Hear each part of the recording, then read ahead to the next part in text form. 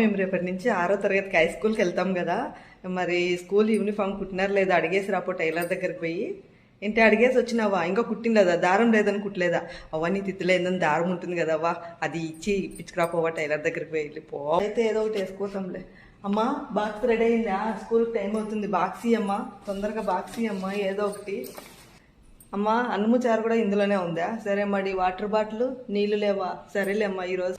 అమ్మ కాళ్ళు నొప్పులు, 3 కిలోమీటర్లు నడచాలా, 3 కిలోమీటర్లు పోయేటప్పుడు వచ్చేటప్పుడు కాళ్ళు నొప్పిస్తున్నాయి. అమ్మ తినడానికి ఏందని అమ్మ అన్నం ఆకలితుంది. అన్నం లేదా? మధ్యాహ్నము అన్నం తినేకి స్కూల్లో నీళ్ళు లేవని బావి దగ్గర పోయి ఆడ తిని స్కూల్ దగ్గరకు వచ్చాక తినిందంతా అరిగిపోయింది. ఏందో ఒకటి అమ్మ ఈరోజుకి ఆకలిగా ఉంది. నీ దగ్గర ఏమన్నా తిత్తలేమన్నా ఉంటే అవ్వ.